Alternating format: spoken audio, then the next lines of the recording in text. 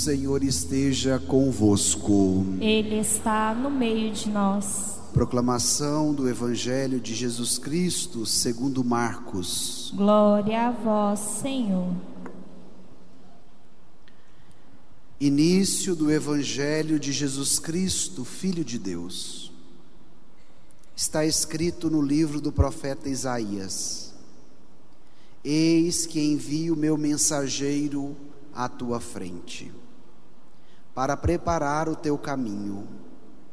Esta é a voz daquele que grita no deserto: preparai o caminho do Senhor, endireitai suas veredas. Foi assim que João Batista apareceu no deserto, pregando um batismo de conversão para o perdão dos pecados. Toda a região da Judéia e todos os moradores de Jerusalém iam ao seu encontro, confessavam os seus pecados, e João os batizava no Rio Jordão. João se vestia com uma pele de camelo e comia gafanhotos e mel do campo, e pregava dizendo: depois de mim virá alguém mais forte do que eu nem sou digno de me abaixar para desamarrar suas sandálias. Eu vos batizo com água, mas ele vos batizará com o Espírito Santo. Palavra da salvação. Glória a vós, Senhor. Mostrai-nos, ó Senhor, vossa bondade, e a vossa salvação nos concedei. Irmãos e irmãs, celebramos hoje a liturgia do segundo domingo do Advento. E dois personagens bíblicos são evidenciados neste tempo litúrgico: João Batista e Maria. Por isso que no Evangelho de hoje nós ouvimos a pregação do Evangelho e nos apareceu João, que estava convidando o povo à conversão. No próximo domingo, terceiro do Advento, nós também seremos acompanhados por João Batista. E no quarto domingo do Advento, ouviremos o Evangelho do anúncio do anjo a Maria. Esta será a pedagogia da palavra para conosco nos próximos 3 domingos. Mas eu gostaria de me deter no Evangelho de hoje. Eu lhes dizia no domingo passado que nós estamos num novo ano litúrgico. E o evangelista que vai nos acompanhar durante este ano será o evangelista Marcos. E por que evidenciar isso? Porque o Evangelho de hoje é o primeiro trecho do evangelista Marcos. Nós vamos meditar Marcos capítulo 1, de 1 a 8. Então eu gostaria que você tomasse aí no seu folheto o Evangelho de hoje. Olha o que está escrito lá no versículo 1. Início do Evangelho de Jesus Cristo, Filho de Deus. A palavra Evangelho significa boa nova, boa notícia.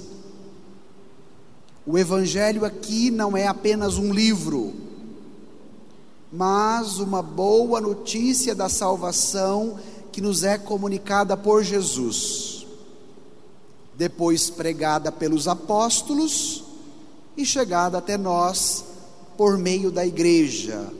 O Evangelho de Deus que está na origem da salvação. Por isso, início do Evangelho de Jesus Cristo. Então, se Evangelho é boa nova, é boa notícia, essa boa notícia nos é dada por quem? Por Jesus. porque o Evangelho é dele. E é importante que nós nos atentemos a esse detalhe, porque nós estamos na cultura da tragédia. Se a gente liga os noticiários, é só coisa triste. E o que é que nós estamos carecendo no nosso tempo? De boa notícia. Então, o que é o Evangelho? Boa notícia. Então, em meio às más notícias, busque você uma boa notícia. E aonde você vai encontrá-la? No Evangelho de Jesus Cristo. E aí o evangelista nos apresenta: quem é Jesus Cristo? Ele é Filho de Deus. É evidenciado a sua figura máxima: Jesus, Filho de Deus. Por isso, o texto agora prolonga-nos nesta expectativa. O Filho de Deus está no nosso meio, ele se chama Jesus e ele tem uma boa notícia para nos comunicar sempre. Tomemos os versículos 2 e 3 do Evangelho. Vamos ler juntos? Está escrito no livro do profeta Isaías: eis que envio o meu mensageiro à tua frente para preparar o teu caminho. Esta é a voz daquele que grita no deserto: preparai o caminho do Senhor, endireitai suas veredas. Paremos aqui. Marcos nos remete ao Antigo Testamento. Primeira leitura de hoje, retirada do profeta Isaías. A pregação de João já nos aponta para a manifestação da obra de Deus que vai acontecer em Jesus. Logo, aquilo que era promessa no Antigo Testamento, por isso o profeta Isaías, agora se cumpre na pessoa de Jesus. Para que ele chegue, é necessário dar alguns passos. O primeiro passo: um mensageiro é enviado. Qual é o nome desse mensageiro, de acordo com o evangelho de hoje? João Batista. E esse mensageiro que possibilita a provocação e ajuda o povo na preparação, nos diz que o caminho da fé é caminho, sendo redundante.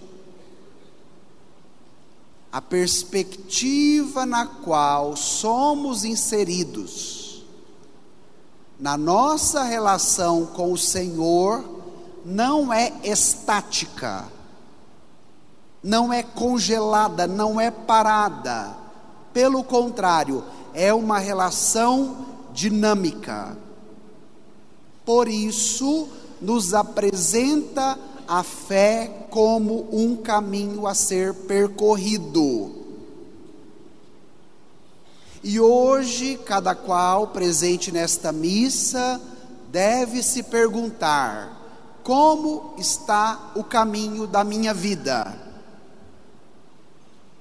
Quais são as estradas que eu escolho trilhar a caminhada da minha existência? O Evangelho sempre dialoga com a vida. Como está o seu caminho de fé? Por onde você tem andado? E por que esta provocação? Para que a gente permita com que o Evangelho nos eduque. Advento é tempo de preparar o caminho. Então, se eu e você estamos aqui hoje nesta missa dominical, segundo domingo do Advento, o que é que devemos desejar? Preparar o caminho.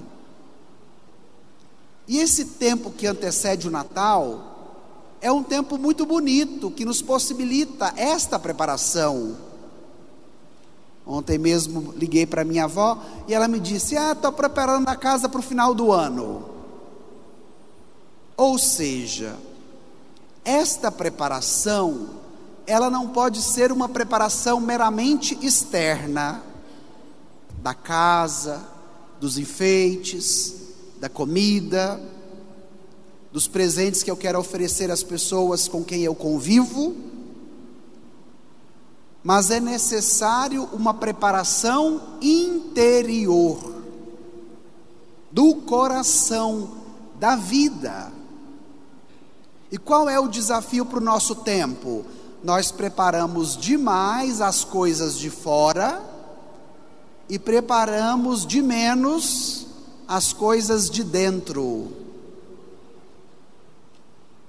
Por isso o Evangelho hoje te convida: preparai o caminho do Senhor.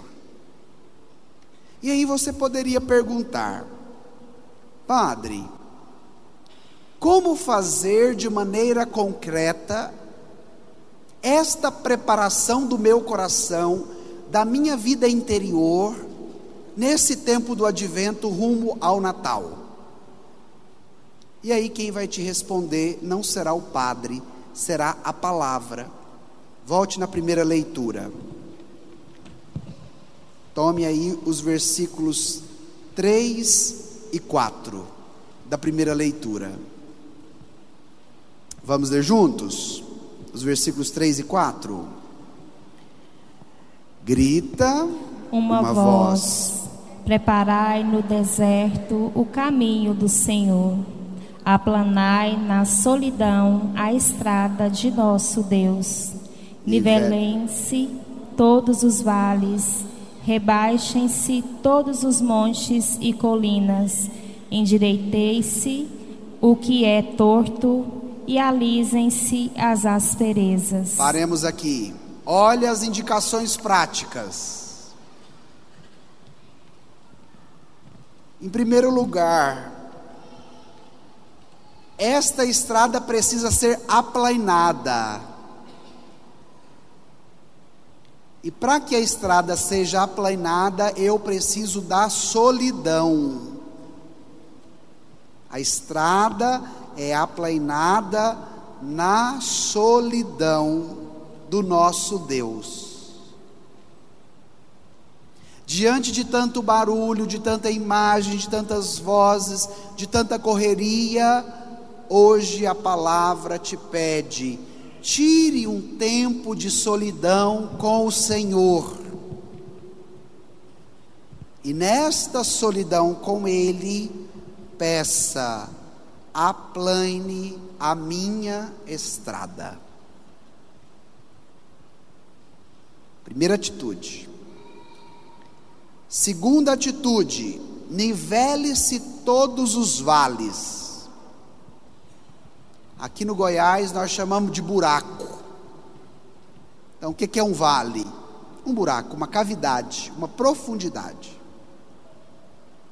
Orígenes, que faz parte da patrística, diz: quais são os buracos existenciais que me habitam, que o Senhor hoje precisa aterrar?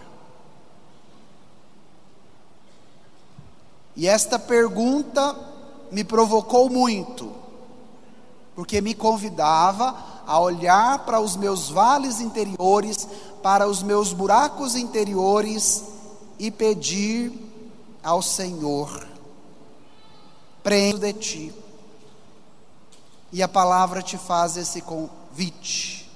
Quais são os seus vales, quais são os seus buracos interiores que hoje o Senhor precisa preencher? Precisa nivelar. Terceira atitude: rebaixe-se todos os montes e colinas.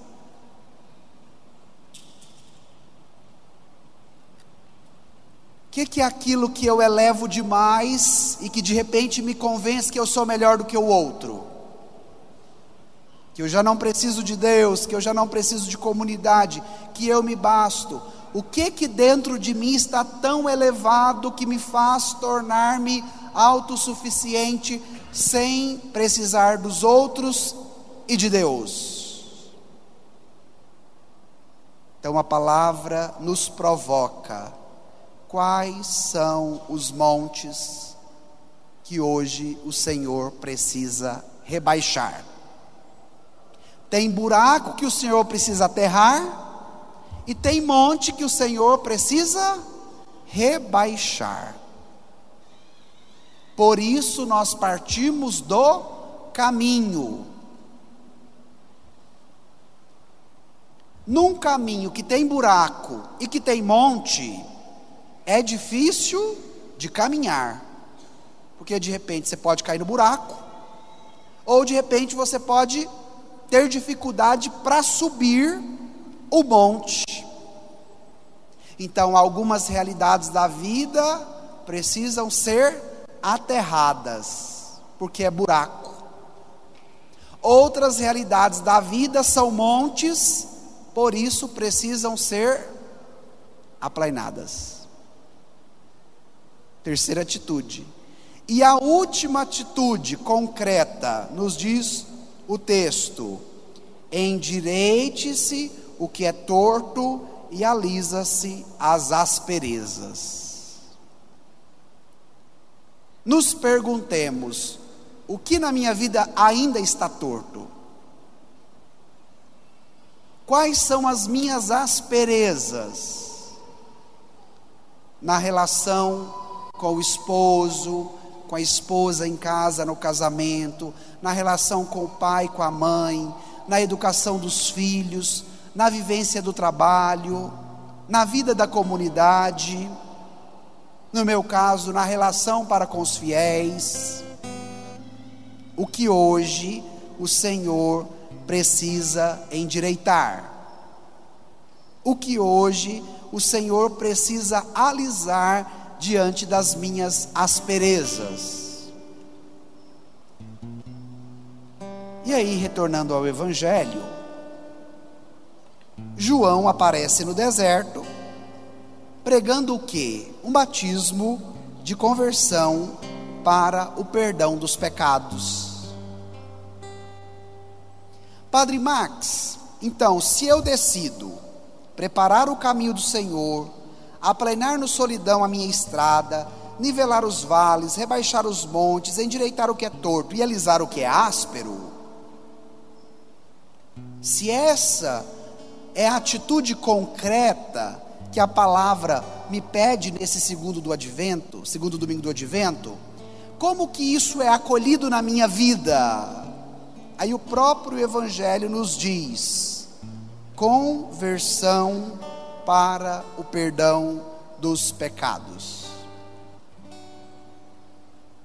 O que nos possibilita experimentar tudo que a leitura já nos provocou é a nossa conversão, que nos coloca na relação íntima com o amor de Jesus, que é capaz de nos perdoar e de nos libertar de tudo que está torto, de tudo que está áspero, de tudo que é buraco e de tudo que é monte. O Evangelho é uma boa notícia. Padre Max, que boa notícia a palavra tem para mim hoje. Ainda tem jeito. Porque de repente, quando eu fico olhando as minhas asperezas, a minha vida torta, o que é buraco, o que é monte, eu desanimo dizendo: eu já não tenho mais jeito. Isso não é verdade. O Evangelho é boa notícia, e sendo boa notícia, Ele quer te comunicar: ainda tem jeito, ainda dá tempo. Advento é tempo de esperança. E aí, continuamos no Evangelho. Volte aí no seu texto do Evangelho. Tomemos os versículos 5, 6 e 7. Vamos ler juntos? Toda a região da Judéia e todos os moradores de Jerusalém iam ao seu encontro, confessavam seus pecados e João os batizava no Rio Jordão. João se vestia com uma pele de camelo e comia gafanhotos e mel do campo. Vamos parar aqui no versículo 6. O que as pessoas faziam quando elas percebiam que o caminho estava torto? De acordo com o Evangelho, confessavam os seus e depois batizava no Rio Jordão. Quem aqui já é batizado, levante a mão para o padre saber. Então a metade do caminho você já tem. Você já foi batizado.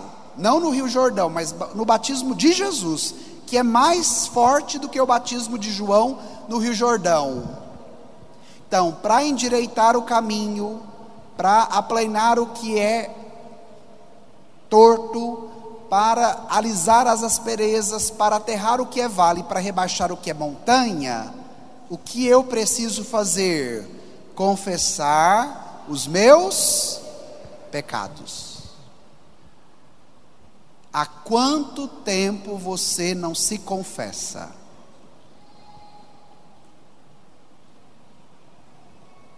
Faça o seu exame de consciência. Por isso que todo domingo nós temos um padre ali atendendo confissão. Inclusive está lá agora. Porque acreditamos no poder deste sacramento. Então, de maneira concreta, através da confissão que eu faço, me preparando para o nascimento de Jesus, os vales são nivelados, os montes são rebaixados, o que é torto se endireita e o que é aspereza se torna liso. Olha que boa notícia! É acessível, basta você querer. Confessava os seus pecados e os batizava no Rio Jordão. Depois, o Evangelho nos aponta a forma como João vivia.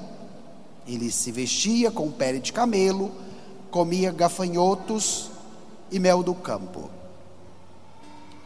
Bento XVI, meditando esse Evangelho, diz que a figura de João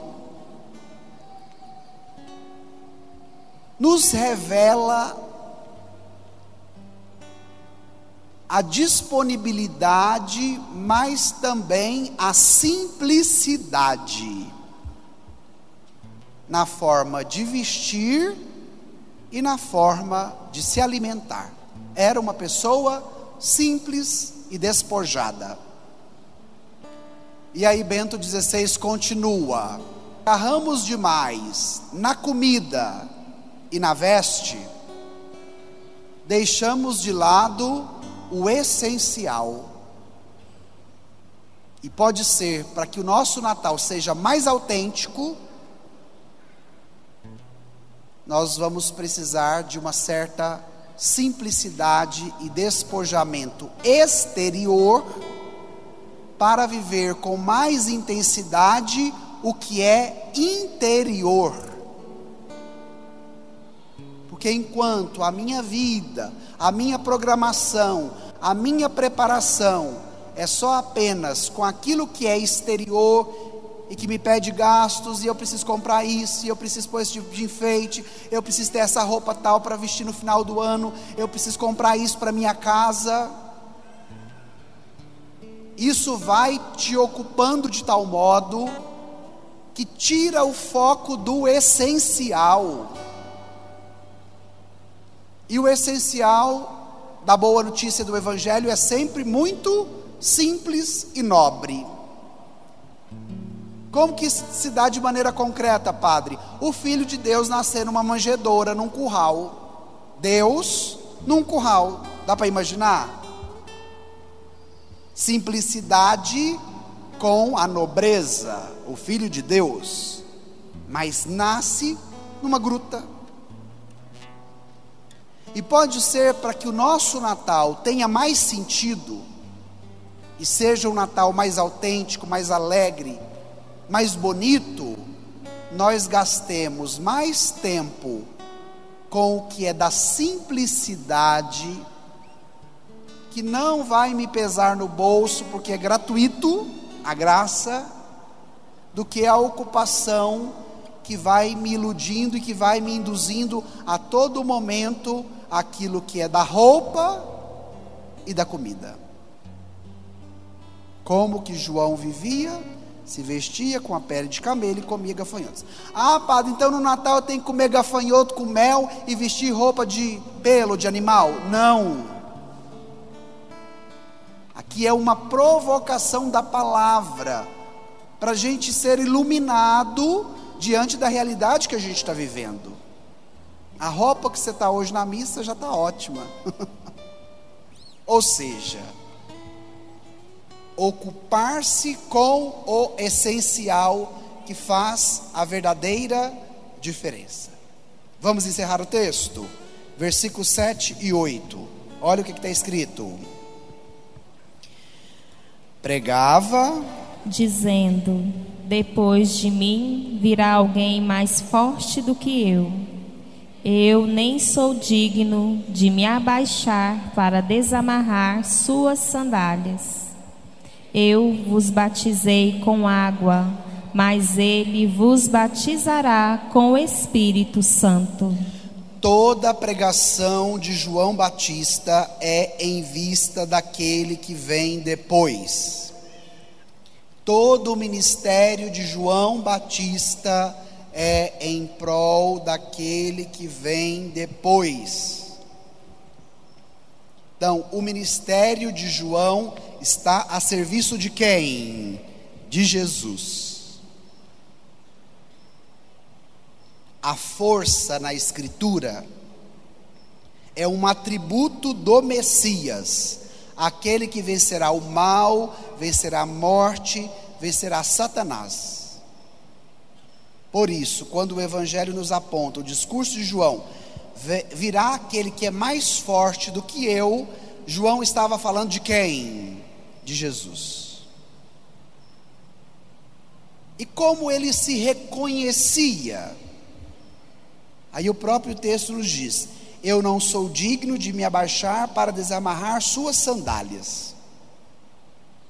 Na época de João, quem desamarrava a sandália de uma pessoa? O escravo. Diante do Senhor, o escravo era o que tinha a responsabilidade de desamarrar a correia da sandália. Então, quando João diz que ele não é digno nem de desamarrar a correia da sandália, onde ele se coloca? Atrás dos escravos. Reconhecendo aqui ou querendo evidenciar a força de Jesus. Eu vos batizo com água, mas ele vos batizará com o Espírito Santo. Irmão, irmã, permitamos com que a pregação e o modo de viver de João, que vai nos acompanhar nesses 2 domingos do Advento, nos inspire para o Natal do Senhor. Não achemos que no Natal eu sou maior do que Jesus. Não permita com que a sua programação de final de ano te roube de Jesus.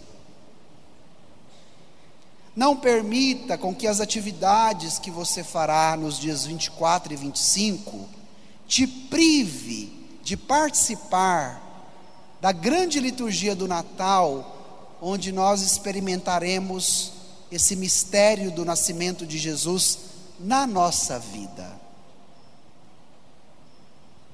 Esse é o convite de João para mim e para você. Esse é o convite da palavra. Por quê? No dia do Natal, olha como o Senhor deve nos encontrar.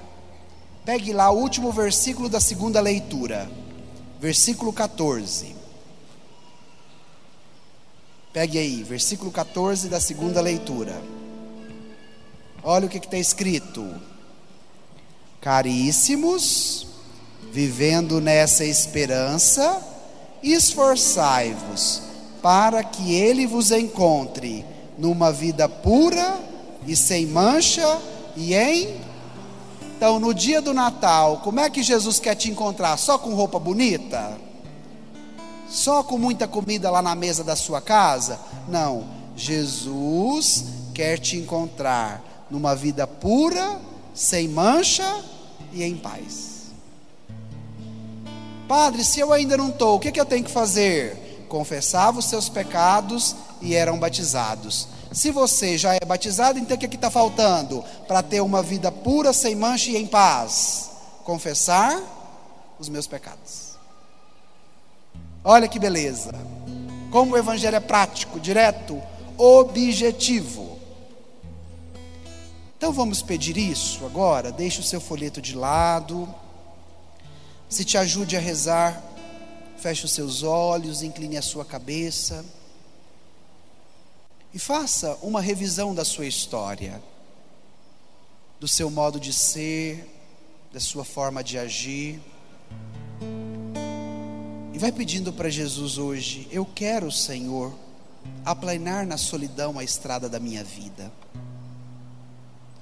Eu quero, Senhor, que todos os vales sejam nivelados. Eu quero que as minhas montanhas sejam rebaixadas. Eu quero que tudo aquilo que ainda está torto na minha vida seja endireitado. Eu quero, Senhor, que o Senhor alise tudo aquilo que é áspero. Eu quero que o Senhor me encontre em paz no dia do Natal. Eu quero que o Senhor me encontre numa vida pura e sem mancha. Por isso, dai-me a graça de arrepender dos meus pecados, de confessar os meus pecados e de receber a paz que o Senhor quer me dar. É advento, Jesus, é tempo de esperança. Então reacenda no meu coração a esperança. A tua palavra é boa nova, e eu preciso desta boa nova todos os dias da minha vida. Dai-me, Senhor, a tua graça, porque é dela que eu preciso.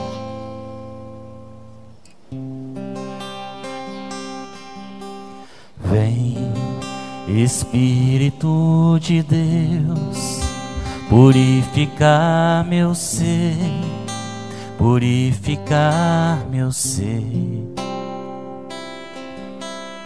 Quebra toda minha mentira, toda minha covardia. Ser morno não dá mais.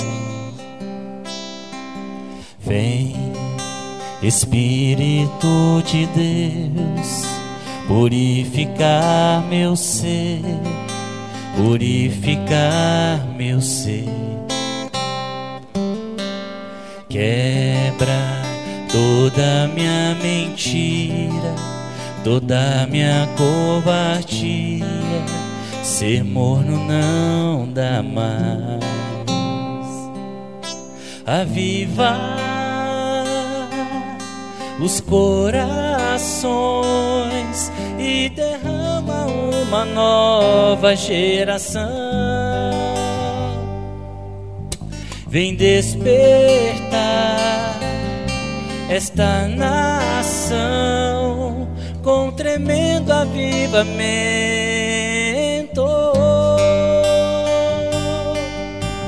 Vem, Espírito nosso coração, o nosso coração. Vem Espírito, vem queimar o nosso coração, o nosso coração. Vem Espírito, vem queimar o nosso coração, o nosso coração. Vem